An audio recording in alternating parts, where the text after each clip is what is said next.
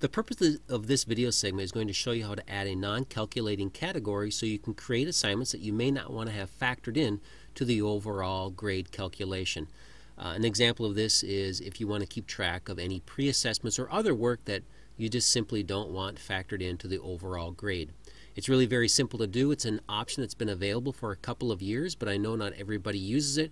So we're going to spend a couple of minutes showing you how to very simply create that category and then how to link an assignment to that non-calculating category. So to start the process off, we're going to go over here to Utilities, Correction, we're going to go to Setup, and then down to Category Editor. And you can see in my HP Physics class, I'll just choose that on the left-hand side, and then on the right-hand side you can see I currently have a non-calculating category set up. You activate that category by simply placing a check to the far right where it says do not include in final grade, and then those scores will not be factored into the calculation once that check has been made.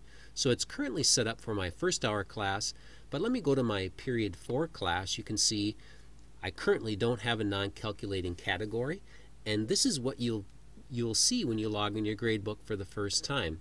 You'll have formative at 20, summative at 80, and if you want to add that new category, I'll call it pre-assessment,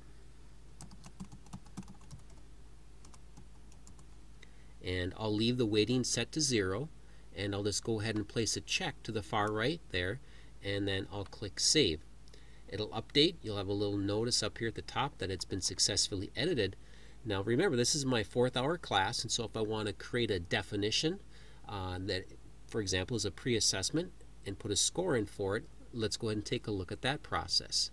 So I'm going to go back to my scores window for period 4, and I'm going to add a new definition, and I'm just going to type in, maybe it's chapter 4 pre-assess.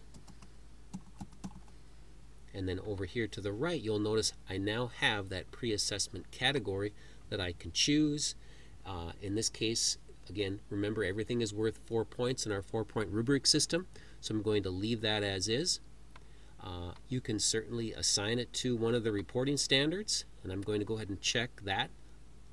Understands that physical and mathematical models are used, and then I'm going to save and enter scores.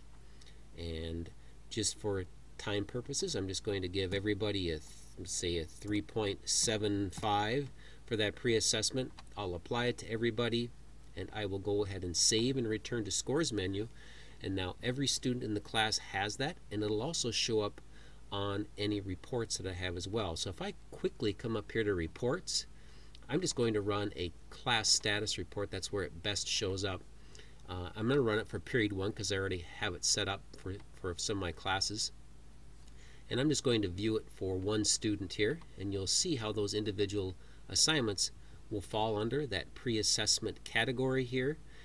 It will give overall grades, but it just isn't factored into the overall final average grade that displays. And you do have the little asterisk here next to that category that illustrates, or indicates rather, that is not included into the final grade calculation.